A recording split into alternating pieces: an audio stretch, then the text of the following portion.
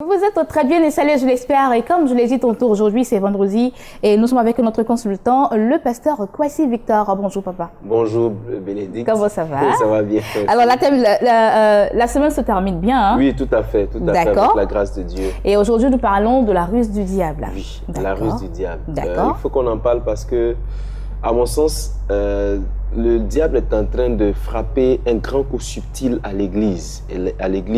Dans le monde entier. Aujourd'hui, le diable, sachant qu'il ne peut pas arrêter l'Église dans sa progression, veut diviser. Parce qu'il sait bien que la Bible dit dans Marc chapitre 3, verset 24, que si un royaume est divisé contre lui-même, il ne peut prospérer.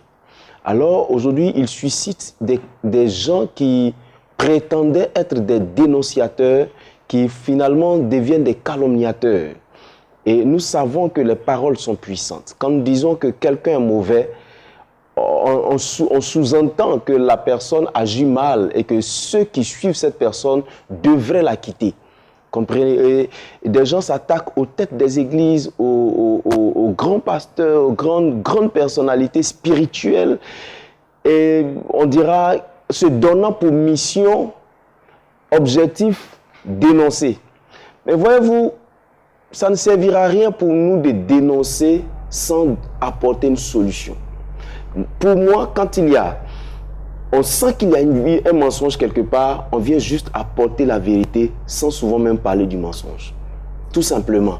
Mais aujourd'hui, on assiste sur les réseaux sociaux, sur toutes les plateformes, des gens qui se sont donnés pour mission de dénoncer, mais qui calomnient, qui disent des choses qui ne sont pas vraiment agréables. Moi, je souhaite que des gens apportent la vérité. Ils disent, voici la vérité et chacun fera son choix. Parce que la Bible même dit, Dieu dit, je mets devant toi la mort et la vie. Et puis il dit, choisis la vie. Nous avons le choix. Même si tu as dénoncé, tu as dénigré, tu as dit ce que tu veux, c'est à nous de choisir qui suivre.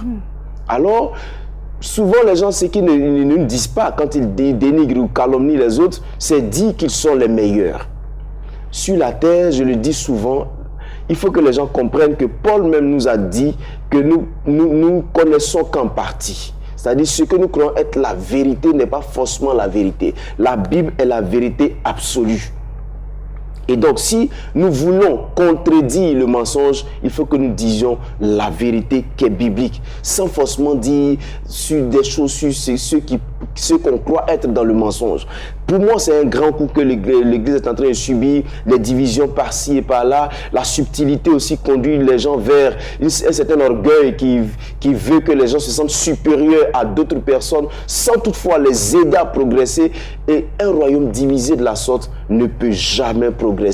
Et je sais que Dieu veut susciter une nouvelle vague, des jeunes qui vont bouleverser le monde. Mais pour ne pas que ces jeunes puissent avoir une assise spirituelle, la calomnie commence à venir les détourner de la face de Dieu. Parce que s'ils s'éloignent des aînés qui doivent leur montrer le chemin, alors ils ne connaîtront plus le chemin.